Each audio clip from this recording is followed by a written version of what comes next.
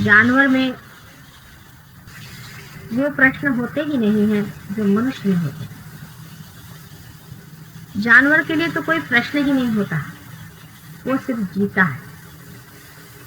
जिस शक्ति के सहारे वो जीता है, उसकी ओर भी उसका कोई प्रश्न नहीं होता है कि वो कौन सी शक्ति है कि जिसके सहारे मैं जीता। उसकी वजह ऐसी है कि ये चैतन्य शक्ति क्योंकि सारी सृष्टि की रचना करती है, उसकी चालना करती है, उसकी व्यवस्था करती है, वो प्राणी मात्र में बहती हुई और गुजर जाती। किंतु इंसान ने उसके एक विशेष कारण, उसके एक विशेष तरह के जीवन से संबंधित ऐसी कुछ रचनाएं हो जाती हैं जिससे मनुष्य उस शक्ति से वंचित हो जाए। इसको अगर हम समझें तो साधारण शब्दों में इस तरह से कहा जाएगा कि मनुष्य में जो अहंकार हो जाता है वो प्राणी मात्र में नहीं। मनुष्य के दिमागी हाथ जो है वो बहुत ही और तरह का है। उसका दिमाग एक त्रिकोणाकार है और इस त्रिकोण में जब ये शक्ति बच्चा 3 महीने के माँ के उदर में होते समय अंदर की ओर गुजरती है तो वो एक रिफ्रैक्शन जिसे अंग्रेजी में कहते हैं, विलीनीकरण जिसे कहते हैं, विकेंद्रीकरण कहते हैं, उससे 3 हिस्सों में बट जाता है। एक तो हिस्सा जो कि सर के माथे के बीच से सीधा ही नीचे गुजर चुका है और बाकी 2 हिस्से जो कि सर के 2 कोणों में से नीचे गुजर के और घूम करके नीचे की ओर चला। इस 3 तरह की शक्ति की वजह से ही मनुष्य प्राणी मात्र से एक दूसरी ही चीज करता है। ये जो शक्ति हमारे सर में त्रिकोण में से गुजरती है और त्रिकोण के कोण के तरफ से जब गुजरती है तो उसमें भी एक कोण आ जाता है और उसी कोण के कारण उसकी शक्तियाँ 2 तरह से बदल जाती हैं। अगर आप लोग फिजिक्स जानते हो तो आप समझ लेंगे कि शक्ति हमेशा सीधे ही गुजरती है, लेकिन वो जब इधर से ऐसे गुजर के आती है और उसे जब ऐसे जाना पड़ता है, उसका बदलता हुआ रुख उसको 2 शक्तियों में बांट देता है जिसे कंपोनेंट कहते हैं। एक ऐसा बाहर की ओर जाती है, एक नीचे की ओर। बाहर की ओर जाने वाली शक्ति के कारण ही मनुष्य के अंदर में बाहर की ओर दृष्टि आ जाती है। जैसे कि जानवर है, वो अगर इस स्टूल पे आकर बैठ जाए तो ये सोचेगा कि स्टूल पे बैठे, और मनुष्य अगर स्टूल पे बैठ जाए तो सोचेगा कि स्टूल मैं कैसे पालूं, ये कहाँ से आया स्टूल, इसको किसने बनाया, इसका बनाने वाला कौन। कोई सी भी चीज को देखते ही साथ उसमें लपट जाता है। किसी इंसान को देखता है उसके और भी वो लपट जाता है। जानवर में बात नहीं, वो बस जीता है। उसका अगर मालिक आया तो खुश हो जाता है, कोई पराया आदमी आया तो उसे भौंकने लग जाता है, कोई अगर चोर आया तो उसे भौंकने लगता है। अब वो ये नहीं सोचता है कि मैं इसको अपना लूँ, इस माइक को मैं ले लूँ, इस टेबल को मैं ले लूँ। इसको कहते हैं पोजेशन, उसका उसके दिमाग में ख्याल नहीं है। उसमें सौंदर्य की भी दृष्टि नहीं आती। वो ये भी नहीं सोचता कि कोई चीज़ सुंदर है या असुंदर है, इसका रंग अच्छा है या बुरा, इससे उसे कोई मतलब नहीं। लेकिन मनुष्य किसी भी वस्तु विशेष में लिपट है, फिर वो आगे बढ़ करके ये सोचने लग जाता है कि मैं जो, मेरी जो सत्ता है, मैं कोई एक विशेष हूँ। जैसे कि हम पैदा होते ही ये सोचने लग जाते हैं कि हम निर्मला, हम हिंदुस्तानी, हम हिंदू हैं, मुसलमान, ईसाई हैं। इस तरह से जो कुछ भी बाहर की उपाधियां हैं उसको लिपट जाता है। ये जो बाहर जाने की प्रवृत्ति है ये मनुष्य के त्रिकोणाकार मस्तिष्क की जो स्थिति है उसकी वजह से। अगर मनुष्य बाहर न जाए तो उसके आगे कोई प्रश्न ही ना। जैसे कुत्ते बिल्ली हैं, उनके आगे कोई प्रश्न नहीं, उनके अंदर से सारी चेतना गुजर के नीचे चली जाती, उनके आगे कोई प्रश्न नहीं, कोई उनके अंदर रिएक्शन नहीं। लेकिन हमें ऐसा है कि हम जब किसी भी चीज़ की ओर देखते हैं तो उसके प्रति हमारा रिएक्शन है। इसी कारण हमारे अंदर एक आगे से निकलने वाली शक्ति और पीछे से निकलने वाली शक्ति के कारण हमारे अंदर उसका रिएक्शन मात्र ही ईगो और सुपर ईगो, अहंकार और प्रति अहंकार नाम की दो संस्थाएं तैयार होकर के यहाँ पे एकत्रित हो। उसके एकत्रित होने के कारण यहाँ से हम सारे तरह से अलग ही हट जाते हैं। उस सारी ओर में जो हमारे शक्ति विराजमान है, उस शक्ति से हम कट गए, हम अलग हो गए, आप अलग हो गए, आप अलग हो गए, आप अलग हो गए, हम सब अलग अलग खड़े हैं। वास्तविक हम एक ही शक्ति के देन हैं। जैसे कि कोई हमारे अंदर पेट्रोल भर दिया हो और हमें यहाँ सील कर, इस शक्ति में से जो बीच में से शक्ति गुजर के जाती है वो हमारे रीढ़ के पीठ की हड्डी के नीचे के हिस्से में जो त्रिकोणाकार अस्थि है उसके अंदर जाके लपट के 3.5 चक्र में बैठे, कुंडों में बैठे, इसलिए उसको कुंडलिनी कहते हैं। ये शक्ति अभी दिखाई नहीं देती, इसलिए बहुत से लोग कहेंगे कि ये आप जो कह रहे हैं बात कैसे सही माने, लेकिन ये एक हद तक पहुँचने तक आपको दिखाई दे। जैसे कि आपको हम कहें कि माइक्रोस्कोप से आपको बहुत सी ऐसी चीज़ें दिखाई देंगी जो इन आँखों से नहीं दिखाई देती, लेकिन माइक्रोस्कोप आपको मिलना चाहिए। अगर आपको माइक्रोस्कोप नहीं मिला तो आप उस चीज़ को देखिए, तो एक स्थिति ऐसी आ जाती है कि जिसमें आप इन शक्तियों को देख सकते हैं, कहाँ बैठती है, किस तरह से बैठती है, उसका आकार। लेकिन ये निराकार में शक्ति जा करके अंदर बैठी रहती। जिस वक्त में कुंडलिनी जागृति होती है, हमारे यहाँ जो लोग आए हैं और जो लोग अपार हो चुके हैं, जो काफ़ी इस काम को जानते हैं, वो भी बता सकते हैं कि जब कुंडलिनी आपकी जागृत होती है, अगर कोई मेरे सामने झुका हुआ हो तो उसके पीठ के इस रीढ़ की हड्डी के पीछे में उसका स्पंदन दिखाई देता है। आप कभी भी श्वास यहाँ तो लेते नहीं नीचे, लेकिन उसका ऊपर उठना और गिरना आप देख सकते हैं, चाहे आप पार हुए हों चाहे नहीं। बहुत से लोगों में ये दिखाई देता है, सब में दिखाई नहीं देता, लेकिन जिसमें कुछ रुकावट होती है उसमें काफ़ी अच्छे से दिखाई, काफ़ी देर तक आप देख सकते हैं कि वहाँ स्पंदन है। ये शक्ति वहाँ स्थित रहती है, वहाँ बैठी रहती है। यही कुंडलिनी है जो बैठी रहती है उस समय तक, जन्म जन्मांतर तक वही कुंडलिनी आपके अंदर में पनपती रहती है और सारी चीज़ जैसे टेप होता है उस तरह से रिकॉर्ड करती रहती है कि इनको क्या क्या तकलीफ है, ये मेरा बेटा है, इसको क्या क्या परेशानियाँ हैं, इसके शरीर में क्या क्या तकलीफ है, इसके मन में क्या तकलीफ है और इसको किस चीज़ की, वो सब कुछ आपके बारे में जानते हैं। आपके माँ के अनेक बच्चे हो सकते हैं, पर इस माँ के आपकी एक बेटी। अब मेरा जब से जन्म हुआ मैं ये देखी थी कि हर एक इंसान की कुंडलिनी वहीं जमी बैठी, वो उठती ही नहीं। वजह क्या है? उसका उठने का जो मार्ग निश्चित है, जिससे वो उठेगी, जिसे वो जानती है कि मुझे इसी मार्ग से उठना है, इसके बीच में एक बहुत बड़ी जगह है जो कि बाहर भी जो डॉक्टर लोग हैं समझ सकते हैं कि हमारे अंदर यहाँ भी हमारे वॉइड वेगस नर्व और ऑर्टिक प्लेक्सस के बीच में कुछ भी नहीं। उसी तरह से हमारी जो बीच की सुषुम्ना नाड़ी है उसमें भी ऐसी जगह है। सभी इंसानों में ये जगह बनने के कारण वो कुंडलिनी शक्ति नहीं। मैं यही नहीं समझ पाती थी कि ये कुंडलिनी शक्ति उठेगी तो किस तरह से उठेगी।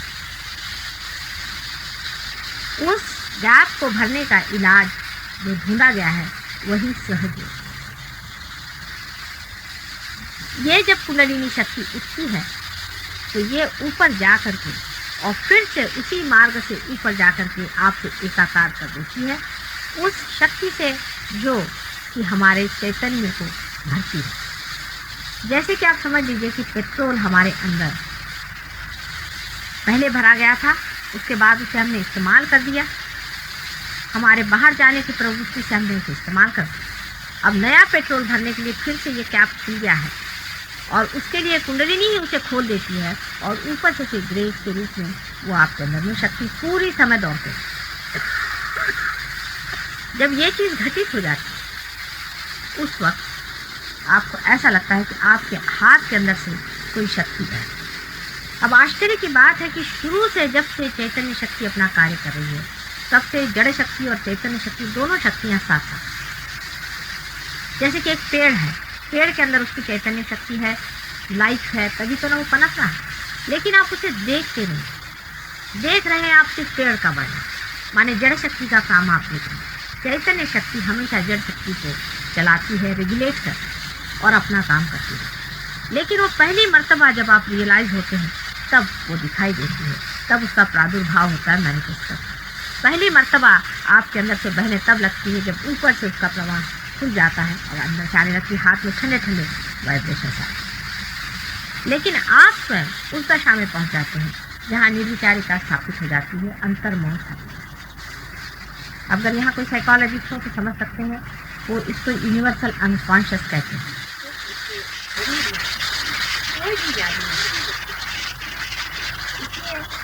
कैंसर की बीमारी है जिससे कि लोग बहुत डर रहे हैं, और जो आज आया हुई इसीलिए है शायद इस सहज योग का लोग काम है, वो भी बीमारी को जो कोई आदमी पा मिलाते हैं उनको कभी भी कैंसर की बीमारी नहीं है, क्योंकि वो जानते हैं इस कैंसर को कैसे।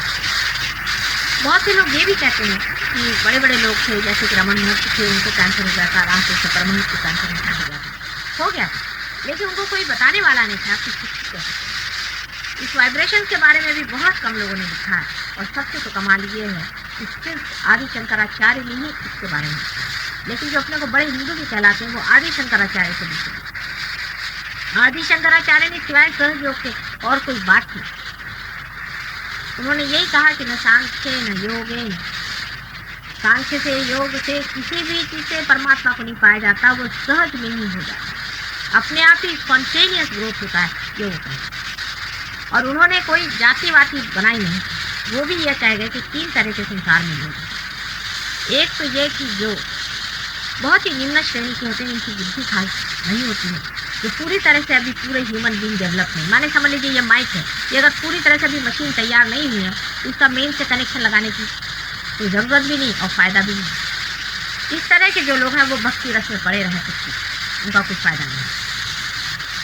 दूसरे ऐसे लोग हैं कि जिनका मन इधर उधर बहुत दौड़ता है और उसके कारण वो बुरे काम या ऐसे काम में जुटे रहते हैं जिससे उनकी शक्ति बहुत क्षीण हो जाए। ऐसे लोग योग में पड़े जिससे कि वो योग से कुछ अपने को बचाए। लेकिन एक तीसरे तरह के लोग होते हैं जो कि इतने आर्थ और इतने शुद्ध स्वरूप होते हैं कि उनके अंदर ये अद्भुत घटना घटित होती है। अब उनमें मुझ में यही अंतर है कि वो कहते हैं कि करोड़ों में एकाध होते हैं, मैं करोड़ों में लाखों कहती हूँ, लाखों हो सकते। यही एक बात उनमें हमारे में अंतर है। हो सकता है कि 6वीं शताब्दी में ऐसे ही लोग रहे हैं, लेकिन जैसे आज हैं मैं देखती हूँ कि इनमें से हजारों लोग इस चीज़ के पास। ये कुंडलिनी जागृति के प्रति भी आपने बहुत कुछ पढ़ा होगा।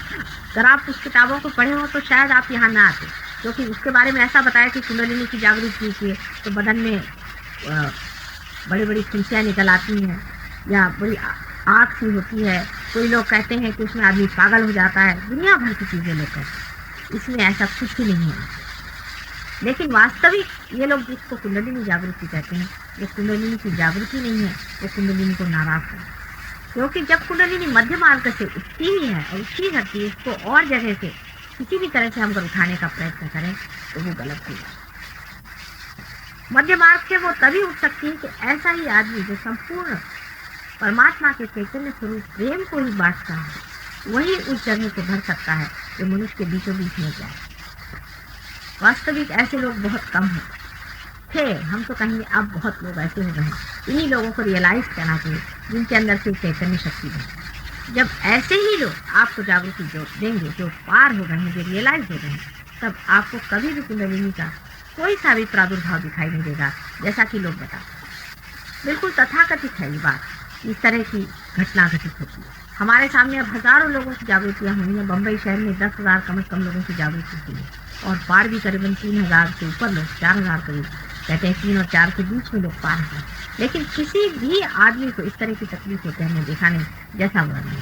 हाँ, थोड़ा बहुत जरूर रेजिस्टेंस जिसे कहते हैं वो होता है। क्योंकि हम तो इधर से प्यार दे रहे हैं। हो सकता है आपसे कोई नफरत कर रहा हो और आपके अंदर बसा हो, वो ज़रूर थोड़ा आपके शरीर को हिला सकता है, आपको कोई दुख दे सकता है, लेकिन वो भी थोड़ी देर में नष्ट हो जाता है और वो भी भाग खड़ा हो जाता है। क्योंकि जब वो देखता है कि यहाँ प्यार ही आ रहा है, तो वो भी जैसे कि उजियारे को देखकर अंधेरा भाग जाता है, वो भी ठीक है। लेकिन कोई भी इंसान को हमने आज तक देखा नहीं कि उसके बदन में फोड़े आए हों या फुंसी आए हों या वो पागल जैसे की बात। अभी कुछ दिन पहले हम एक जगह गए थे, तो एक साहब हमारे तरफ से पाँव करके बैठे, चिंता से पाँव से न बैठे, तो उनका कैसे बैठे दीजिए, नहीं तो मैं तो मेंढक के जैसे पूछता हूँ। तो उनका ये क्यों? पहले मेरे गुरु ने बताया कि जब कुंडलिनी की जागृति होती है तो आप सब मेंढक के जैसे। तो उसको हमने कहा कि तुम्हारी तो अभी जागृति नहीं हुई और बहुत मुश्किल काम है तुम्हारा जागृति है, क्योंकि बीच की जो सुषुम्ना नाड़ी है जिसमें कि ये जगह बनी हुई है, उसके अलावा हमारे अंदर और 2 नाड़ियाँ हैं जिसे कि सिंपैथेटिक नर्वस सिस्टम कहते हैं, इसे हम ईड़ा और पिंगला। इन नाड़ियों के तप्त हो जाने से ही ये सब काम। और जब आप कुछ भी परमात्मा के नाम पे करते हैं उस वक्त आप में वो गर्मी आ गई। यानी आप ऐसा सोच लीजिए कि अगर आपने अपने घर का हीटर उसमें पानी डाले बगैर अगर चला दिया तो उसमें क्या हालत है? पहले उसमें प्रेम का प्यार का पानी पड़े, जब तक उसमें प्यार का पानी नहीं पड़ेगा तब तक वो कार्य बन नहीं सकता। इसी तरह से जब हम बगैर उस परमात्मा को पाए हुए, उसकी शक्ति को पाए हुए, उसके नाम पर कोई भी काम करते हैं या क्रिया करते हैं, उसी वक्त हमारी जो सिस्टम है सिंपैथेटिक नर्वस सिस्टम वो चलने लग जाती है, ईड़ा या पिंगला। कोई सी भी नाड़ी के चलने से, क्रिया शक्ति के बढ़ने से जो आपकी शक्तियाँ हैं वो खत्म होने लगती है। अगर आपकी ईड़ा अगर बहुत चलेगी तो आपको कैंसर जैसी भयंकर बीमारी, ओवर एक्टिविटी जिसे कहते हैं, और अगर आपकी पिंगला बहुत ज़्यादा चल गई तो आपका कंडीशनिंग बढ़ जाएगा, आपके अंदर में जिसे कहते हैं भूत बाधा आदि ये सब चीज़ें। इसे दोनों ही तरह से क्रिया का करना निषिद्ध माना। लेकिन जब आप वही हो गए तब आप कुछ क्रिया ही नहीं करते। जैसे कि अभी माइक है, क्या क्रिया करा सिवाय इसके कि मैं जो बोल रही हूँ वही आप तक पहुँचा। इसी तरह से आप भी एक खोखली चीज हो जाते हैं, फॉलो पर्सनैलिटी हो जाते हैं, इसके अंदर की शक्ति अपने आप बनी जाती है। इस खोखलेपन को आपके अंदर बची हुई आपकी कुंडलिनी प्रस्थापित करती है। कुंडलिनी आपकी माँ है, माँ आपके अंदर पहले ही से बैठी है। माँ ने ये कि आप पहले से सब्लिमेटेड है। बहुत से लोग ऐसी भी बात करते हैं कि हमारे सेक्स को सब्लिमेट करना चाहिए, ये सब बेकार है। आप पहले ही से सब्लिमेटेड है, आपको सब्लिमेशन का कोई सवाल ही नहीं है, आप पहले ही से कहीं ऊंचे बैठे हैं। और इस तरह की गलत धारणा लेकर के भी जो लोग चलते हैं वो भी अपनी माँ का ही स्वयं अपमान करते हैं। और इसी कारण उनकी कुंडलिनी तो जगती नहीं, लेकिन उसका जो क्रोध है, कुंडलिनी का जो क्रोध है, वो आपके सिंपैथेटिक पर दौड़ने लग जाता है और बुरी तरह की गर्मी लोगों को होकर लोग पागल करते हैं। क्रिया योग आदि आपने बहुत कुछ सुना होगा, इस तरह की बहुत सी चीजें हैं जो लोग करते हैं। अब बहुत से लोग हैं जब तब आदि भी करते, जब तक करना भी बाहर की बात। आप परमात्मा के नाम पे कुछ भी नहीं कर सकते।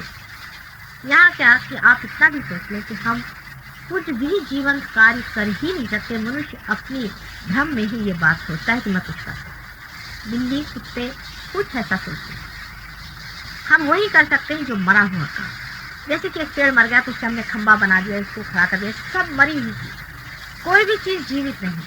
और बिजली और आपके जो प्रकाश है या लाइट और ये सब जो इलेक्ट्रिसिटी आदि जितनी भी जो कुछ भी आप शक्तियाँ जानते हैं सब जड़ शक्ति, इसमें से जीवन शक्ति एक भी नहीं। आप कोई सा भी जीवन कार्य नहीं कर सकते। माने आप इस फूल में से एक फल नहीं निकाल, एक बीज में से आप एक पेड़ नहीं निकाल। लेकिन मनुष्य को ऐसा भ्रम रहता है कि मैं सब कुछ करता, और जो ऐसे करोड़ों काम करता है उसके आगे आपकी शक्ति हुई क्या सकती जो आप कुछ कर नहीं।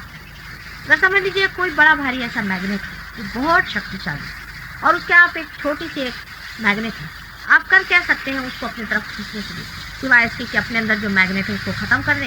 इसमें एक आकार मनुष्य कुछ कर ही नहीं सकता और करता नहीं है, ये भ्रम में बैठा हुआ कि वो करता है, क्योंकि उसके अंदर ईगो और सुपर ईगो दोनों का प्रादुर्भाव हो जाता है, मैनिफेस्टेशन। वो एक भ्रम को बना देता है कि मनुष्य कुछ करता है।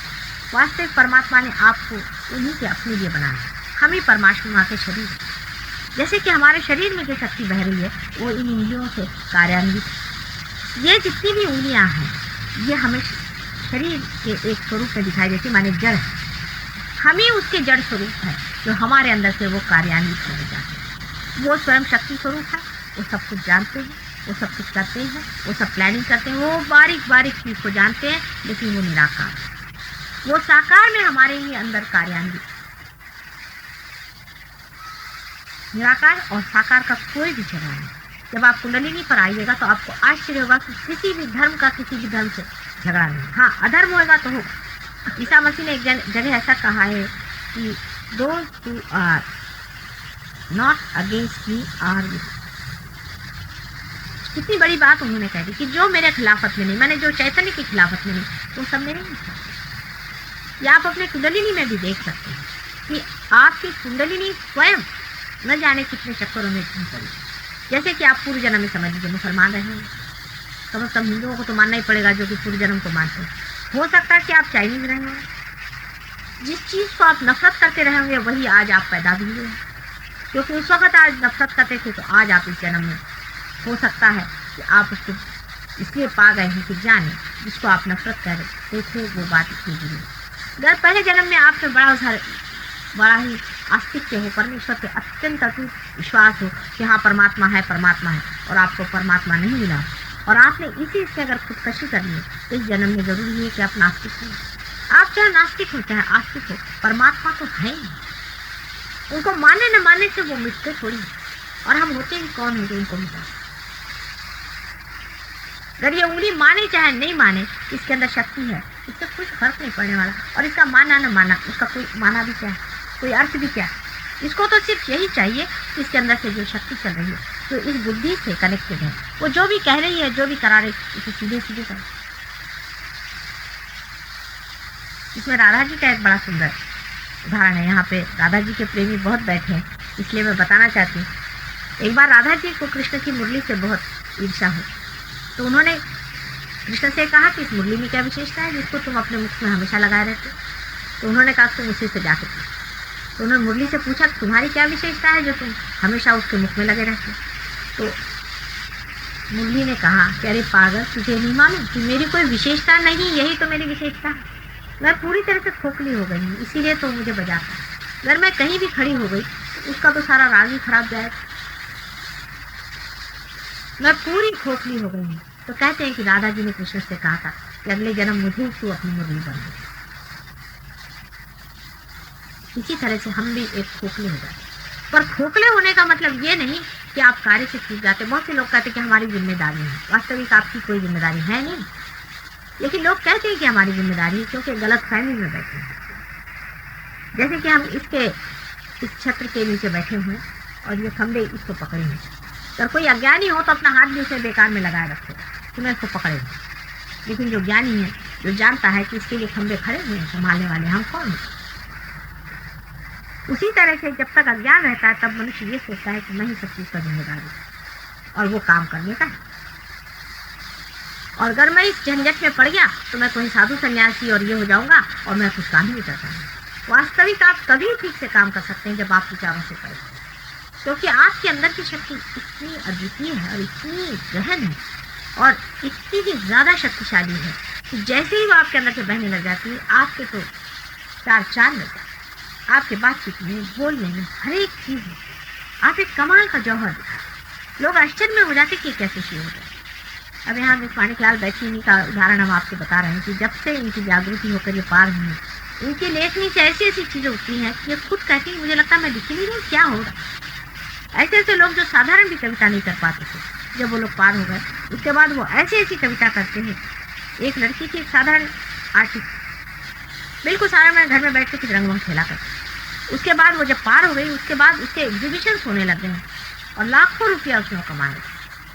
कोई कर समझ लीजिए पॉलिटिशियन भी है, इस वक्त वो साक्षी हो जाता है तो पूरी तरह से सारे चीज़ को देखते हैं। और इसके अलावा जब आप उसके आश्रय में पूरे खड़े हो जाते, जब आप उसको पूरी तरह से आप मान लेते हैं, उसके भी हजारों हस्तक आपके आसपास में खड़े रहते, देवता मंडराम लगता है। आपको समझ में नहीं आता कि कैसे काम बन जाता है, कैसे लोग आ जाते हैं, कैसे चीज़ बन जाती है, किस तरह से चीज़ आ जाती है और कैसे पूरा काम। इतनी कमाल की चीज़ें हो जाने लग जाती है कि मुझे शास्त्र नहीं कि ये चीज़ कैसे बन गई, वो चीज़ कैसे बन गई। लेकिन दृष्टि मनुष्य की इस पर नहीं होना चाहिए। इससे हमारा मटीरियल गेन क्या होगा। बहुत से लोग कहते हैं कि कुंडलिनी शक्ति जगा दीजिए तो हमारे अंदर शक्ति आ जाएगी। असल में आप तो बिल्कुल शक्तिविहीन हो जाते हैं, लेकिन कुंडलिनी आपकी शक्तिशाली नहीं होती। परमात्मा की शक्ति आपके अंदर से बह जाती, क्योंकि आप बिल्कुल ही शक्ति विहीन होकर के उससे आगे समझते। जो कुछ भी आज तक सारे धर्मों में बताया गया उसका सार मात्र एक ही है कि आप अपने को जानिए, और इसका जानने का मार्ग भी एकमात्र है, वो है सहज योग, स्पॉन्टेनियस ग्रोथ जिसे कहना चाहिए, जो अंदर से ही अपने आप घटित होता है। बुद्ध को भी सहज योग से ही मिला। वो इधर उधर हजार जगह भटक के एक दिन थक कर पड़े हुए थे, और जब थके हुए लेटे हुए थे उस वक्त में ही उनकी कुंडली ने कहा कि मेरा बेटा बहुत थक गया है, किसी तरह से इस पे धरो। उसी वक्त रेस उनके सर पे आकर रुक गई और नीचे से कुंडली ने उनका सहस्त्रार तोड़ दिया और वो कोई भी आदमी आज तक सहज योग के सिवाय पार नहीं हुआ। सिर्फ यही है कि जैसे हम अब 4 डुप्ले लेन में आने के लिए पहले हजरतगंज गए, फिर वहाँ से सोचा रहे वो तो दिल्ली में है, फिर चलिए अब यहाँ से लखनऊ छोड़ करके हम दिल्ली में आए, फिर दिल्ली में घूम करके हमने देखा, फिर इधर गए उधर गए, वहाँ से घूमते घूमते किसी तरह से लोगों ने कहा साहब ये तो यहीं है, आप ही के अंदर में बैठा, आप कहाँ जा रहे हैं।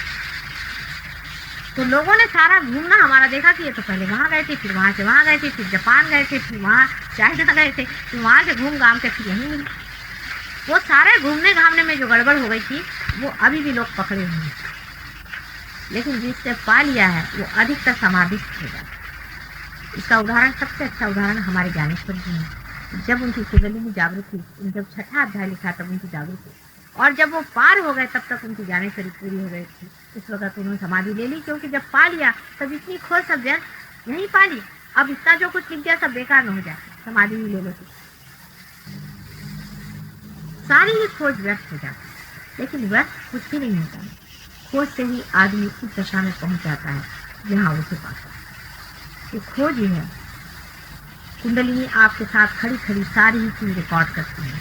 मनुष्य पहले पैसे में खोजता है, पोजीशन से खोजता है, उसके बाद जब उससे भी वो कहता है कि क्या रखा है, सब जंक, जैसे अमेरिका में, तब उसकी कुंडलिनी कहते हैं चल ये नहीं, उसका फिर जन्म होता है, तो वो फिर एक सत्ता में खोजता है, तो सत्ता को देखता है, फिर सब सत्ता भी देख रहा है, तब वो कहता है इसमें क्या, फिर वो कहता है चलो धर्म में खोजो। धर्म भी तो बाहर है, हमारे सारे धर्म बाहर आ गए, अंदर का धर्म कोई जानता है। बात सब अंदर के धर्म की है, लेकिन तरीके सब बाहर। इस वजह से वो बाहर खोजता है। धर्म में भी गुरु बनाता है, मंत्र करता है, मंदिर जाता है, परमात्मा को पुकारता है, लेकिन सारे ही धर्मों का तत्व यह है कि उसे पाले। जो लोग पार हो चुके हैं, ऐसे जितने भी गुरु हो गए, जैसे गुरु नानक, वो कहते हैं सहज समाधि, सहज समाधि ला। वो कहते हैं काहे रे बन खो जन जाई, सदा निवासी सदा अलीपा तो ये संग पुष्प मध्य जो वास वसत है, मुकर माही जो सिखाई, तैसे ही हरि बसई निरंतर घट ही खोजो। अब हम गा रहे हैं, रख रहे हैं, घट ही खोजो भाई।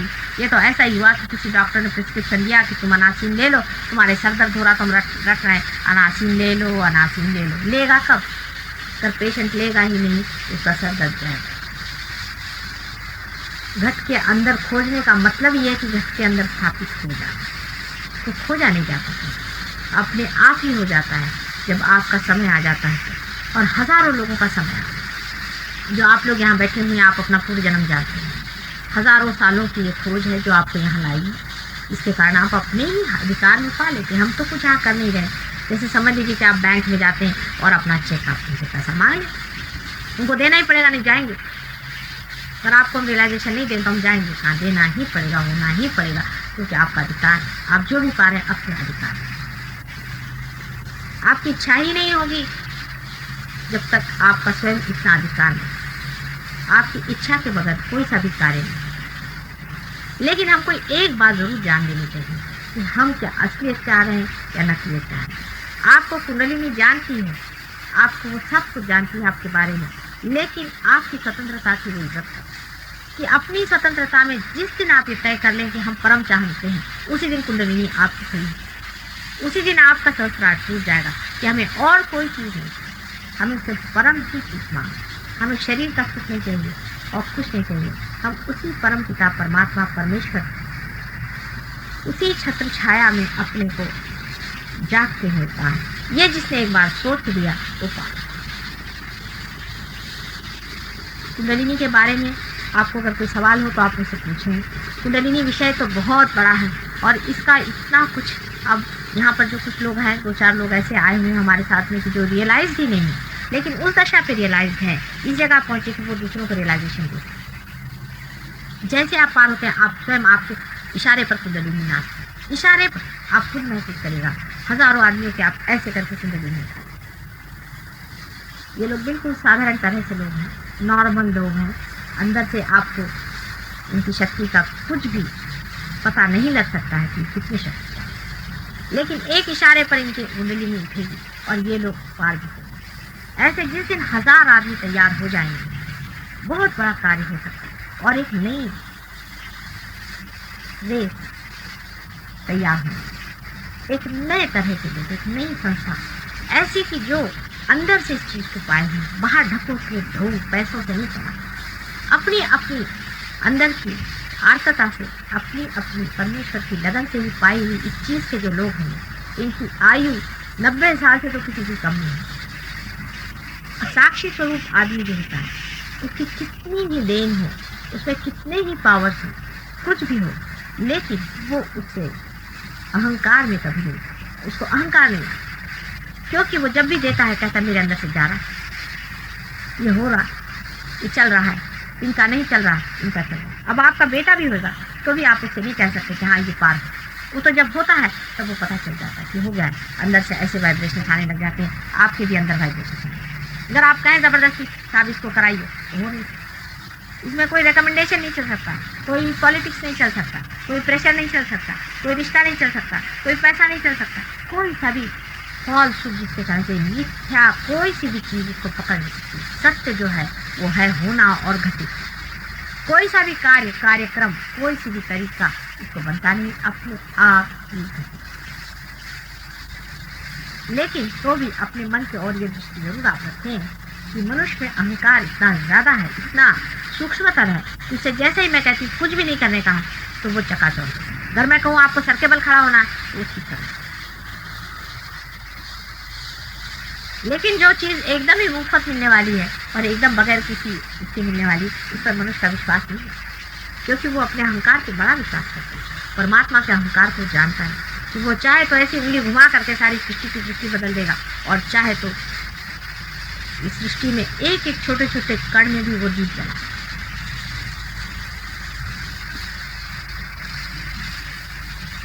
आप लोगों को वाकई कर कुछ सवाल आपको तो पूछिए, और नहीं तो हम लोग थोड़ा सा मेडिटेशन में जा करके और प्रयोग करें, क्योंकि जब तक अनुभव नहीं होता है तब तक सब बातचीत रहती है, और बातचीत में क्या रखा हो।